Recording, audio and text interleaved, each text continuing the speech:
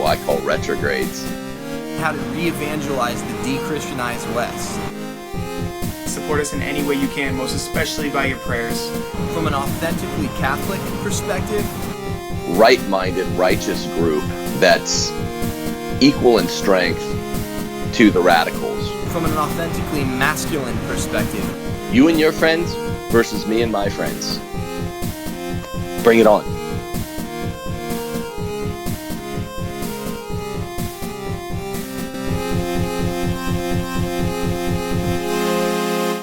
Hi, everybody. Welcome to another installment of Rules for Retrogrades. We're coming to you today, Monday, in order to talk about the Kobe Bryant tragedy that is still setting in terms of news and commentary on the rest of the world. We thought from Southern California here, got a couple of Laker fans, that we could bring you an extra relevant sort of Catholic edition of what happened. And more than anything, we're rejoined today by Christopher Plants himself. How are you doing, Chris? I'm doing awesome, man. I'm super stoked to be back. Yeah, good to see you, Chris. I hope life is going swimmingly in LA for you. It's awesome, except for the news about Kobe. But everything else is good. It was kind of just weird. I just texted a priest friend of mine in LA, and it just feels weird. Like throughout the day today, I was just like, this just has to be a dream. Like you almost feel like you're like gonna wake up from it soon or something, but it's real. When life ends, it seems like if this were like a board game, you would have to take a pause and just stop, and there would be this hiatus or something like that. But in life, when something tragic happens, it just goes on. The world goes about its busy schedule, and you're like, well, shouldn't there be a pause? Shouldn't we have some kind of like a step back just to assess and let what happened sink in? But it's not like that, which is really depressing in a way. Yeah, they were having yesterday, so now it's not quite 36 hours old, the news of Kobe. And there's a debate being waged by the NBA front office people whether or not to have games. I was looking forward to seeing the evening game last night, the Pelicans versus the Celtics. Yeah, just to see the commentary, to see all the little tributes they did in every game, which I think worked out well, and to see it go on as normal without going on completely as normal. We're getting the question, and one is seeing it everywhere on social media, from both the left and the right. Some of the Twitter accounts on Catholic conservative traditionalist Twitter are saying why is this such a big deal to you guys? And it's sometimes it can almost be worn as like a badge on the lapels. Like, I'm not obsessed with sports, so this is one of I think if I count them 5 things I wanted to address today. But the leftist version of this from WAPO is Felicia Somnez, who is now suspended. Did you guys hear about this? Felicia, wrote really horrible things about, what did she say? I didn't see this. Well, she said, hey, it's still relevant that Kobe Bryant, might or might not have raped this woman. He definitely committed adultery, whatever. And she's receiving appropriate backlash. I think that's worth some time to talk about and say, why do you not want to jump all over a recent decedent's case for those out there that don't have common sense and need this explained to them? Yeah, it's a problem with decency out there. We live, as the West has become de-Christianized, just etiquette and manners and decency have plummeted. So even, if somebody were to die that you weren't a big fan of, maybe, and everybody has flaws, but obviously certain people have more flaws than others. Even if somebody dies, you don't have to bring up their worst sins on the day of their death, and tweet out like, hey, you shouldn't be mourning this guy that was in the public consciousness for this long because he, had an accusation of an indiscretion or possibly a rape, but I'm pretty, that was well disproven. So it's fundamentally undecent, and we need to recover our manners and our decency and our etiquette in the West. Yeah, I mean, I have nothing else to add other than you just don't do it. I mean, it's just common sense. Yeah, I mean, so I guess for Felicia Somnez and the Washington Post, this is sort of out of our domain. We're used to this kind of thing from the hateful secular left. On the right, in the purity spiraling, sometimes religious right, we're witnessing a kind of weird event where there's a rush to be a naysayer. I mean, this is maybe unique to the Catholic right, maybe even Catholic traditionalist right. I don't know, but there were some accounts on Twitter that were engaging in what's I'm quite certain is rash judgment, right? Saying, imputing in one way or another, sometimes more shrewdly, more tacitly, hey, I know Kobe was a bad guy because he made this error. Now it's a big error, when we're talking about Colorado, 2003. But I mean Kobe, for one thing, was a practicing Catholic, and I've been to mass with him there in Carmel. I mean, I've literally been to a church people said was his church, and then my wife saw him there, and many accounts of him being a daily mass goer.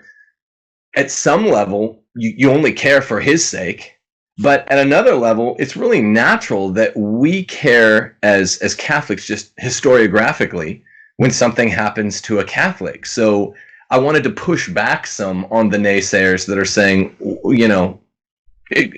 exercising rash judgment out there in the public forum, saying he's definitely a bad guy because of a mistake he made. That's tantamount to the sin against the spirit, right? The one unforgivable sin. Like, you can be forgiven. This is a big mistake. But I think, Chris, you and I were talking about what he said even about the sacrament of confession. More than that, we should just care as Catholics that something happens to a Catholic, shouldn't we? It goes back to Dave's point. I mean, he obviously messed up. I mean, he admitted it, though. I mean, he admitted to sleeping with her. And I think that, I mean, when you die and you're a public figure like Kobe, you're going to have all your great moments come out, and then you're going to have all your worst moments come out by your critics. And so you're just going to have, what's his name? Allen Iverson said about Kyrie Irving the other day, right before the game. He was just saying, you have the people that support you, and you have your critics, and you just kind of, that's how it's always going to be. So he went to confession, and you also don't know the reason why it's a rash judgment. If we want to get into Catholic moral theology here, it's a rash judgment because you don't have all the facts. I mean, you can't. Part of the virtue of prudence is to gather all the facts, and you don't know that guy. I mean, even if you were his wife or his best friend, you still don't know. You still don't know anything about his relationship with God and where he was at, and whether or not he was. It's just, don't make any rash judgments, people. Be smart. And also, it's a work of mercy. Use this as a time to pray for the repose and the soul of somebody who is recently deceased, right? To hope that they have merited purgatory, and hope that they have heard those favorable words of Christ that is, well done, good and faithful servant, enter now into the kingdom which has been prepared for you from the beginning of time. You want fellow Catholics, your fellow Christians, to hear those glorious words, right? And it's a work of mercy to pray for the souls of these people, that even if Kobe hadn't had the sacrament of reconciliation or a confession before he died, right? And, hope that he had the extraordinary graces to make an act of perfect contrition when he knew that the helicopter was going down. I mean, how many of the same people that are quick to point out the sins of Kobe Bryant, and we do know that there at one point was a serious sin of adultery, which is a mortal sin, but how many of those same people would look at the good thief on the cross next to Jesus, who was having like a deathbed conversion when he's hanging on the gibbet of the cross, right? And like he's essentially having this last minute conversion. How many of these same people would be like, well, I'm not going to mourn some thief. You know, who are we to be mourning this character? He deserves punishment. He deserves to be cast aside, and that's not the Christian way. You know, it's not how we should be.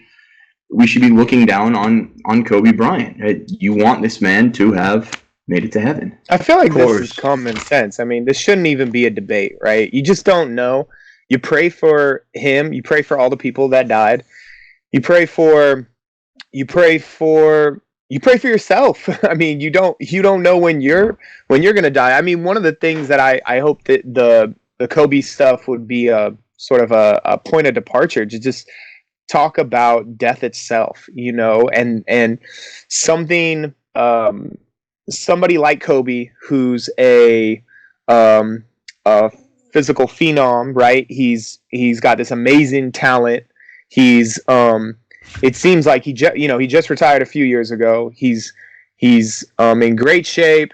He's an entrepreneur. He's got a family. I mean, things are going well for him. And then all of a sudden, he's gone. And so it hits everyone. I think it's hit everyone, you know. And I was watching Sports Center and stuff. Everybody's crying, and everybody's just like, "Man, what is going on?" And I think that we get trapped in all of the little details that are going on in our lives that we forget. Like, oh yeah, at any moment I could go in front of God, you know, and I could not see my friends and my family members anymore until the resurrection, the day of the resurrection. And so, yeah, you just sort of want to take this opportunity to be like, yeah, that's right. Anything could happen in any moment. I need to be prepared. I need to prepare my loved ones, to serve the Lord and be ready to go and hear those words from Jesus. Well done, my good and faithful servant. Of course, like I was talking with somebody yesterday. It's interesting. On Sunday, he died at 10 a.m. But the day before, I got a Facebook message Thursday or Friday from somebody that watched the show or had heard about me or something like that. Facebook messaged me, good young man out here actually in LA, and he was saying, "Hey, I'm struggling with my faith. I'm like barely holding on, and I just need some help." And it was intellectual stuff, providence and predestination and free will, and a couple other things. But one of the big ones was, why does God allow evil in the world? And I thought that was something we could touch on, because I gave him the next explanation, and then literally the next day, Kobe and his daughter and this other young girl, I think it was another one or maybe a couple more, died with their dads. And that's sort of the situation that we were talking about the day before. I think ultimately there is no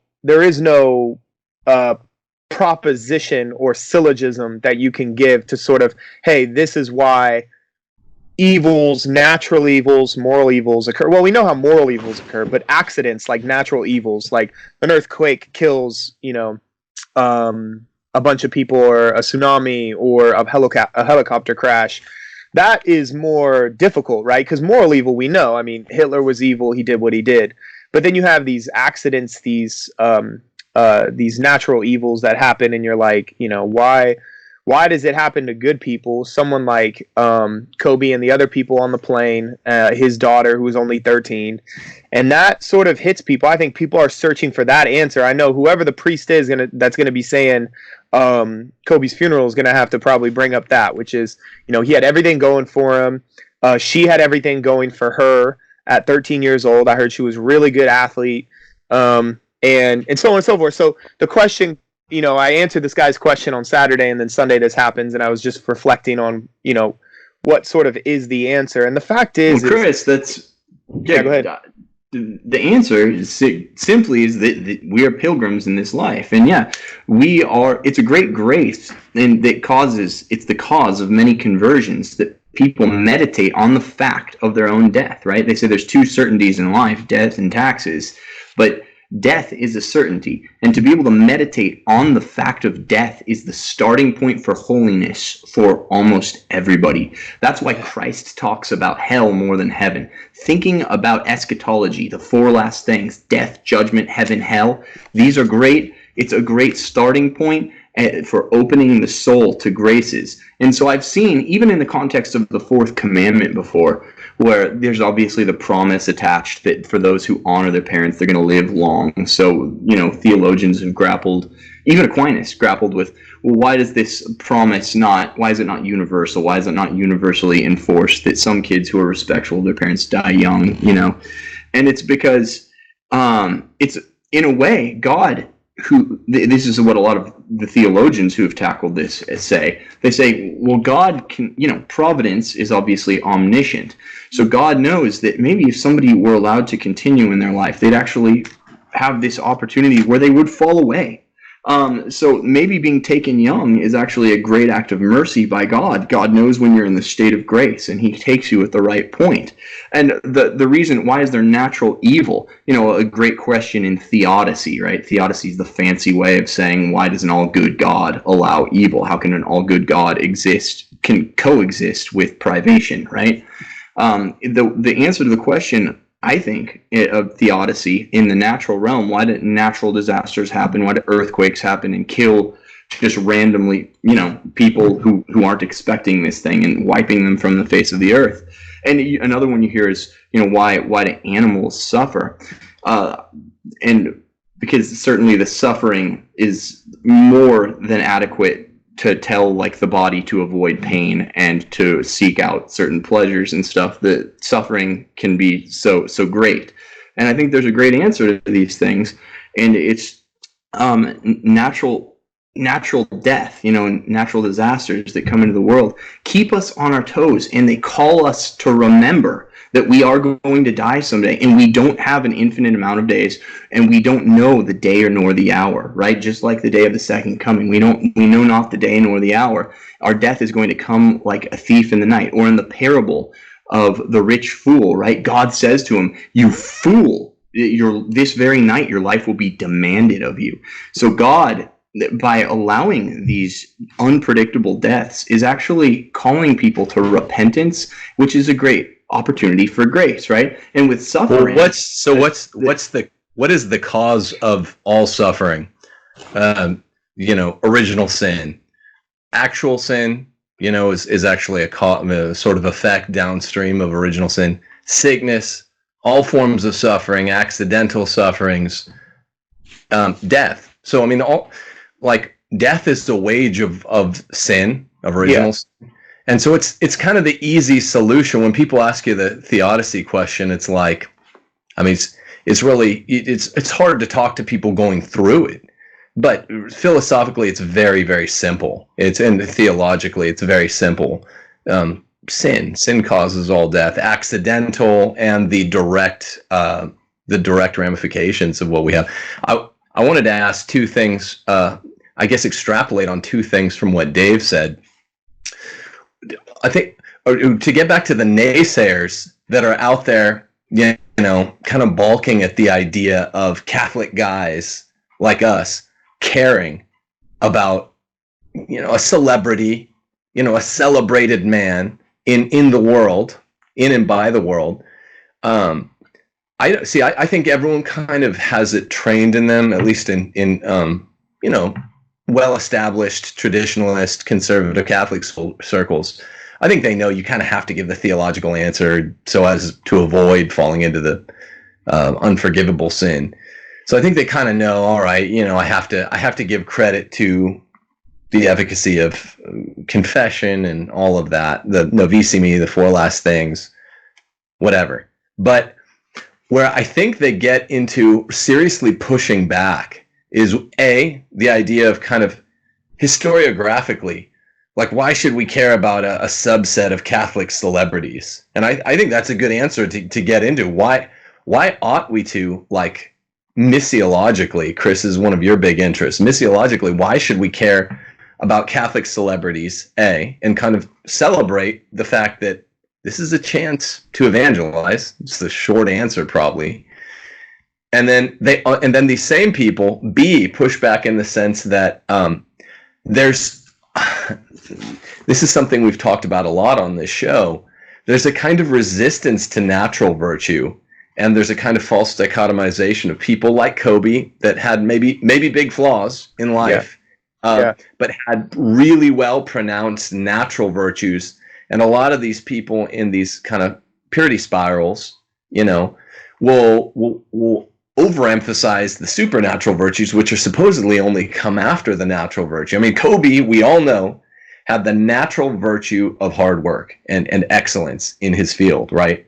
So I think it's important really to do a show. This is why when you and I were talking about it yesterday, Chris, to push back and say, one, natural virtue needs to be stood up for. I guess that's my second point I'm pushing back against. And two, it's worth standing up and saying it's good we have some Catholic celebrities. I mean, the NFL has a few.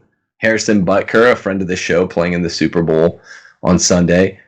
Phil Rivers just lost his job with the Chargers, I think, just today. And I think like Luke Kuechly, whatever. There are more in the NFL. It's a bigger league, but Kobe was like the only notable Catholic associated with the NBA. So A and B, it's really important to stand up for him, I say, in terms of mission. Yeah, I agree. But back to your natural virtue, I'm thinking of Aristotle. Aristotle treats sport and game and talks about the Olympics and why it's important for a society to recognize the natural virtues, athletic virtues that people have, because there's a natural aristocracy, right, that he talks about, where justice and honor is what really builds a society, and you ought to give honor not just to everyone. Not everybody gets a trophy. You're supposed to honor those people who are the best. And we might actually get into whether or not Kobe was one of the best. People will put him at the bottom of their top 10 or whatever. I put him second.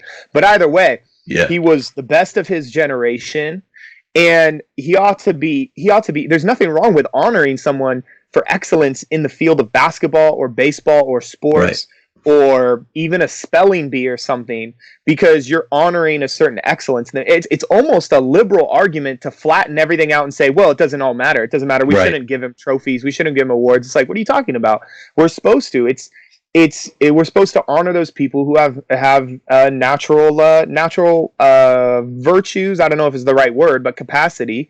They've excelled at their sport. Yeah, they've excelled one of the at arts. Yeah, absolutely. And there is a flattenizing tendency in some of these purity vortexes in Catholicism, right? Like Dave and I were talking with Pat Coffin a couple months ago, and he's like, yeah, man, if you're doing a Catholic task for pay, like get a heartbreaker clause, get it all in writing, because the Catholic world is actually more likely to rip you off or kind of, oh, sorry, we don't have the money now. Can you wait 2 weeks? Whatever.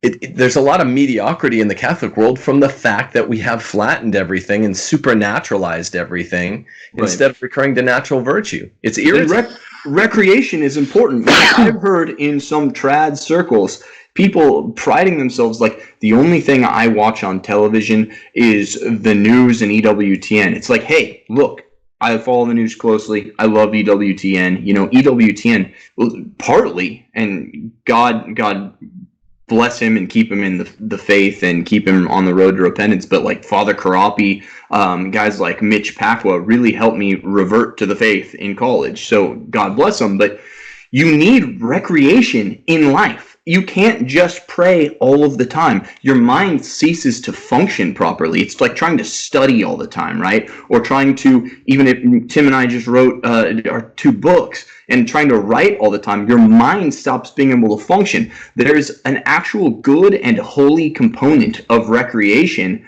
that is a must in life. If we are to do our proper duties of knowing, loving, and serving God, you have to have something on the side that breaks up the monotony of purely a contemplative life. Now, contemplative life is the pinnacle of all virtue. It's what heaven is going to be like. It's going to be the unbroken contemplation of God. We're dealing on earth with the reality of the weakness of the flesh, and we need recreation. So it is not a virtue to be like eschew revelation, to look down upon, oh, this guy watches sports when all I'm doing is taking notes on the evening news broadcast. That's not a good thing. If you're looking down on people who are recreating after they've gone out to work and have busted their butts trying to make a paycheck so they can provide for their family, or on the mothers who bust their butts around the home, making use of what their husband brings home and, distributing it to their family.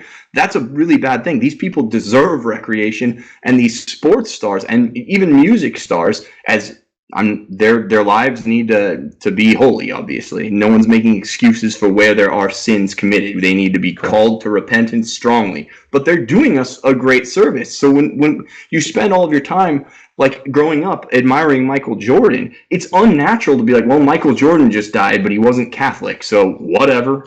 Right. Great points, all. So that the virtue ethicists out there aren't correcting us. That's absolutely true. That it's impossible to just sit around and contemplate nonstop. You need temperance for the sake of the intellectual virtues. But also, here's the thing that people would quibble if we left it there. You need those other virtues. Each of the arete is a telos unto itself. So the physical excellences are aretes unto themselves. This is what temperance dictates, right? So it's really important. It's important to get away, like breakfast is the breaking of a fast in the morning. Physical recreation, the reason you crave to go out and shoot free throws for 45 minutes or 60 minutes when you get home from work or school. I'm the same way. I haven't changed. I'm 38 years old and I still want to go shoot free throws every day after I get off work or school. Yeah, so shooting free throws, even as an adult man, not only does it free up my mind so I can do some work, maybe some writing or maybe one of these shows at night, but it is a virtue unto itself, with value unto itself. And I hear a lot of this on the interwebs, on Twitter, on social media in general, a lot of talk as if sports are a silly waste of time just because they're lower on the hierarchy of value. And I get really sick of it. I think basketball's objectively the best sport, but there's an argument to be had there. Whatever you do, play a sport. And this is something I talked about, I think, when I went on with Faith Goldie last summer. Play a sport, lift weights. There's a really irritating moment in the Seinfeld series where Jerry Seinfeld kind of makes fun of lifting weights as if there's objectively no value to it. There's objectively physical value to it, right? Your testosterone drops. You're more prone to injury. It's bad for your endocrinology not to. There are a bunch of reasons why temperance matters, and it invokes us to a well-rounded life. I'm just sick of the. I think you can also what I've done in my life too is when I had my conversion about 12 or 13 years ago, back to the Catholic faith. I had fallen in love with God and fallen in love with the church, and I wanted to serve God and serve the church, and I saw that we were in this great battle, this great competition with Satan, with evil. It was all over the pages of the New Testament, all the way back to the Genesis, but explicitly in the Old Testament, in the New Testament a lot. It's coming off the pages, especially in all these readings we are hearing in the new lectionary, but for the ordinary season, that Jesus is constantly confronting the devil. There's this competition, 1 John, I think it's chapter 2 or chapter 3, where the reason the Son of Man came was to confront the devil, to defeat the works of the devil. We're in this great competition. Paul even likens it to a competition where we're out to go save souls. We're out to go preach the gospel. And I think we can learn from, I grew up watching Kobe. And when I would go watch Kobe, I heard about his work ethic. I saw how he played on the court. I went to games all the time. My dad had a patient that had owned a box, so we used to go all the time, even during the championship series and whatever 2003, 2004, and we'd go all the time, and it was just awesome. I loved watching. But I fell in love with Kobe's work ethic, so I would go out and I would shoot. I heard about Jason Williams, how often he would pass. He would put a little thing up against the wall, and he would just practice hitting that with a behind the back pass. I used to hear about all this as a kid, and I used to go out there. I used to practice my, every single day for hours and hours and hours.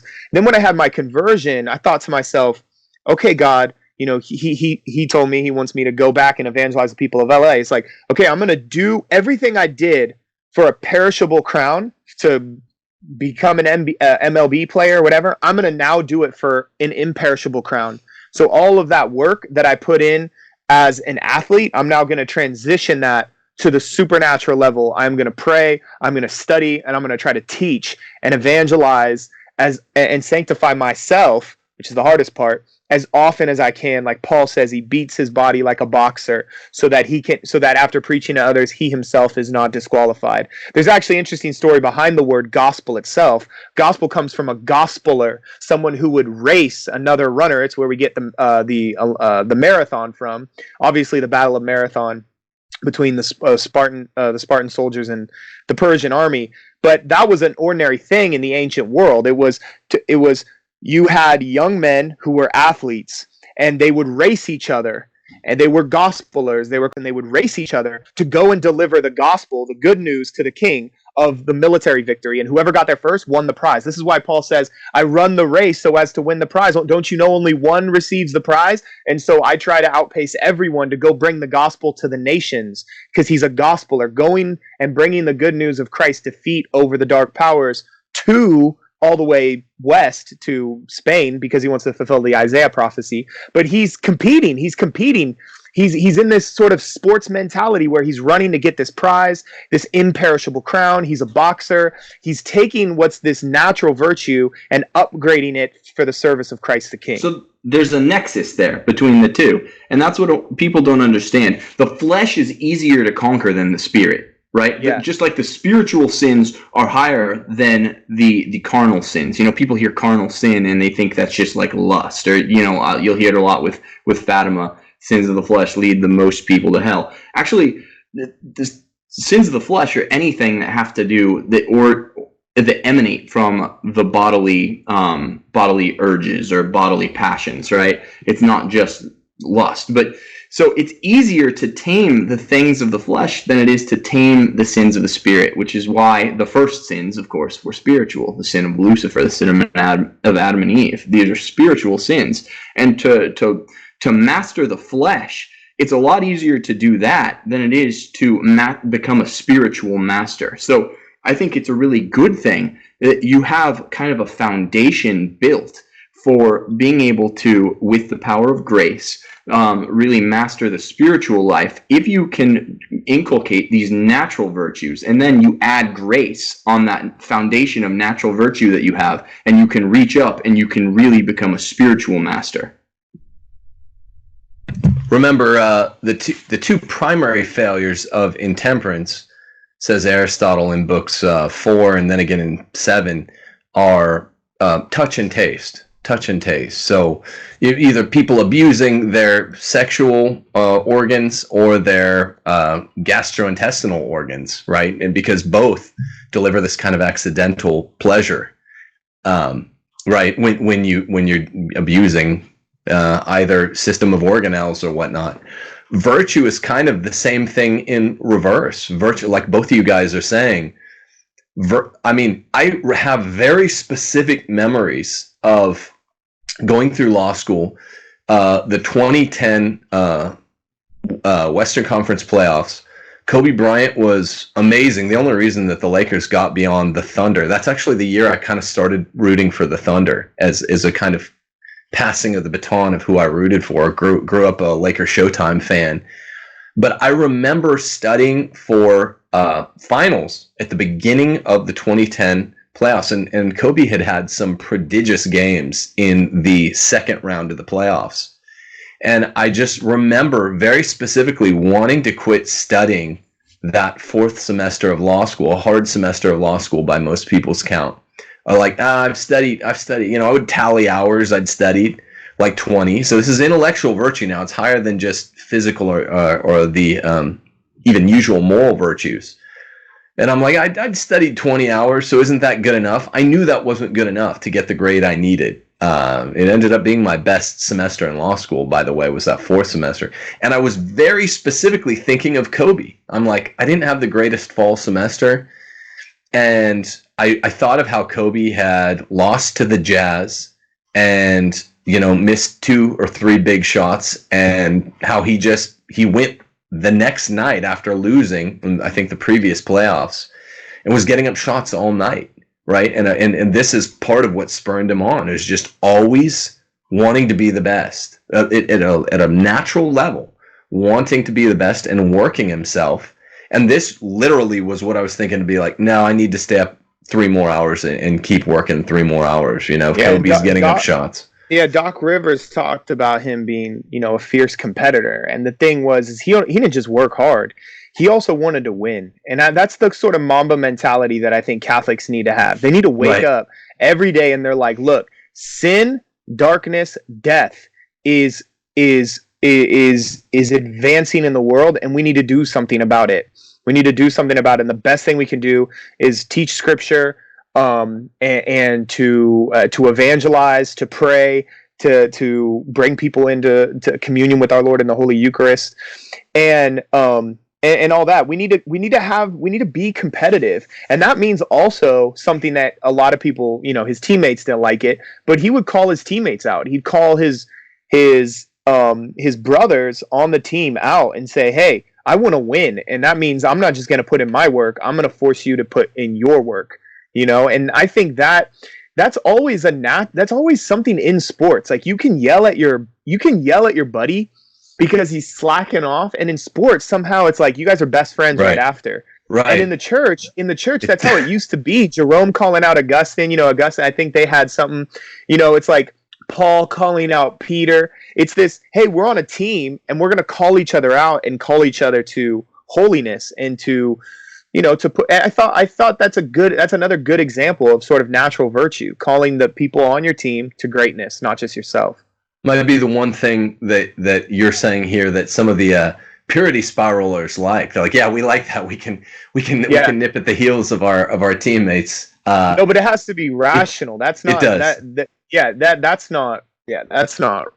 No, and prudential also. You can't just go out in any situation and start like cudgeling people on your in the spirit of charity. But sports, the testosterone is flowing, right? The aggression is flowing, and it's being properly channeled, and you understand that there's a fraternity happening there where even if your buddy's upset at you, he's got your back. He'll go to bat for you. If somebody takes a swing at you or something on the field or on the court, like, they're going to come and protect you. So it's the fact that that you're all moving in one direction. And that's another beautiful thing about sports, right? It does establish an esprit de corps where that men have a need for fraternity. It's an early feminist, with prohibition, trying to break up the bars that men would go to after work where they would visit with one another. It's always been a really important thing for men to have fraternity.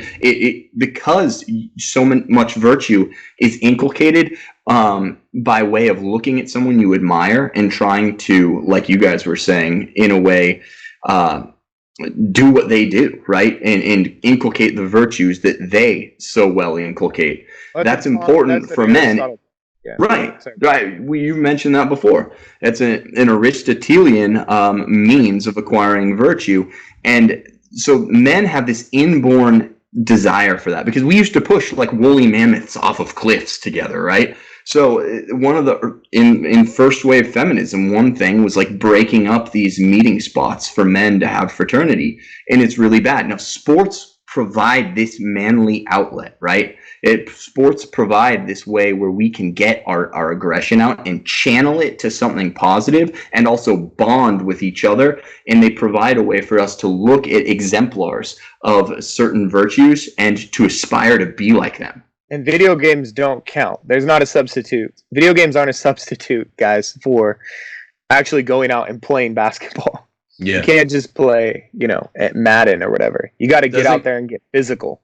No, it doesn't create the same spirit of bond. Even if you have a group of guys you play video games with, there's nothing wrong with that. But it's play at least a sport. It's really important. Lift weights, run, do all of it if you can fit it in. It inculcates the kind of balance that we're called to as a sort of sub-virtue of temperance. And I just think as a Southern California boy growing up as a Lakers fan, You know, Kobe was never my favorite Laker the way Magic Johnson had been growing up, but I always benefited from having Kobe on the team. I mean, he was the team. I'll never forget driving out summer of 2002, the Western Conference Finals against the Kings, back when the Kings were really good. Oh, I was just talking to someone about that. Yeah. Yeah, that series when, you know, big shot Rob hit the shot in game 5. It was a swing game. You know, Vlade tipped the ball and it just came to the left corner of the screen. Oh, I couldn't You saw believe some it. hands pick it up and throw the ball in big game 5. It was a swing game. Top of the key. Top of the key. Yeah, that wasn't Kobe's best game, but he dominated the whole rest of the series. You know, D'd up by Doug Christie. You know, just fist defense. I mean, it was just, yeah, it gives you something to root for. Some sort of ready-made historical kind of concrete analogy for tougher, more spiritual or more abstract situations in life. Just play a sport. Stop. There's something called the ressentiment, where it's like, if you weren't good at sports, that's fine. In adulthood, you can always just run and lift weights and kind of catch up. That's what I've noticed a lot of my adult friends who weren't good at a sport did. And no one notices, because you look good, your body gets firmer, you clarify your mind, you get a runner's high, a weightlifter's high. That I think that's kind of what a lot of the Catholic purity spirals that we're complaining about, they sour of a bunch of people that maybe never were good at sports, and so they're kind of like, now I can make fun of them, and I can make it like everyone that's out there watching football on Sunday is just some Homer Simpson or some guy skipping church. It's like, no, dude, I get to church. I'm gonna get myself to church and be rooting for Harrison Butker and the Chiefs on Sunday.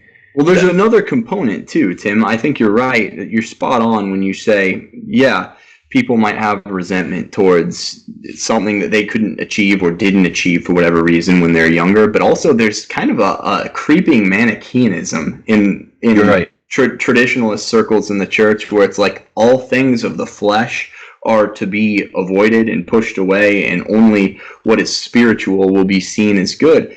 And again, that's not who we are. That's against the human identity. We are a composite of flesh and spirit. We're not, God saw fit to make angels angels and men. We are not pure form. We are a composite of matter and form. Right. And so what's material is good. God saw the world and he called it good. When God created man, he called us very good. So us being matter is not a thing to be denied. So even, right. And I'm with you like 99% on what you said.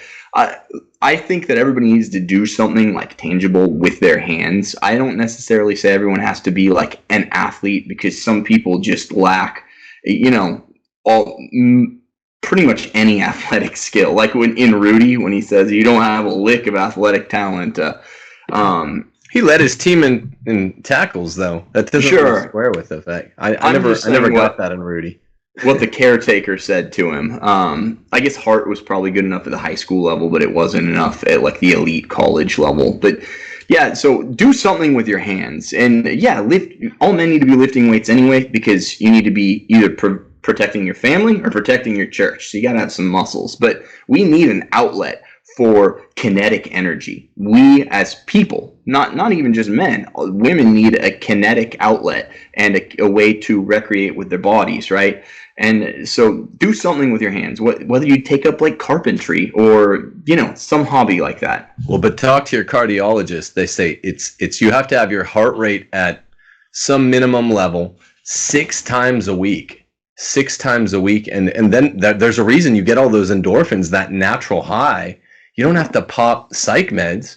Go for a run or swim. I mean, 'cause I love anaerobic exercise. I mean, lift weights. I've always nursing this back injury, so I haven't been the last two months. You can even see in your, I can even see in my face when I'm not lifting weights. But you need the aerobic too, according to your basic cardiologist. Even if you weren't a great athlete, even if you're Rudy, if you're less athletic than Rudy, you need to get that heart rate up. You'll feel really good, and who knows, you might be able to drop the meds. The one way to close, I think, that circles back around to our first show. Remember, Rules for Retrogrades, when we did our mission statement, it was, we're kind of a geometric mean a midpoint closer to one side than the other, like Aristotle's always talking about, between the kind of cultural Catholics where a lot of, neoconservative Catholics and at the Novus Ordo parishes tend towards being in the world and of the world. Basically,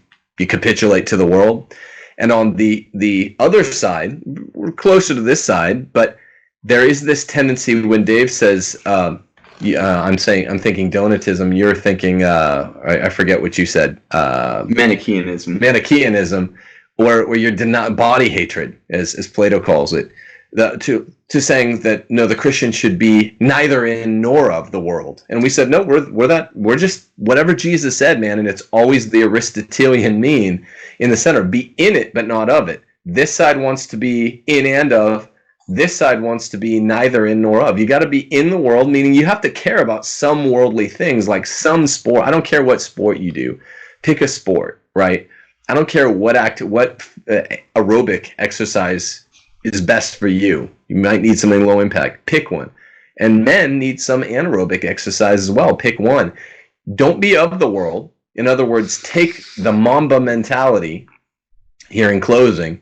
And, arguably, some of these pro athletes get too into it, even though it's what they do for a living.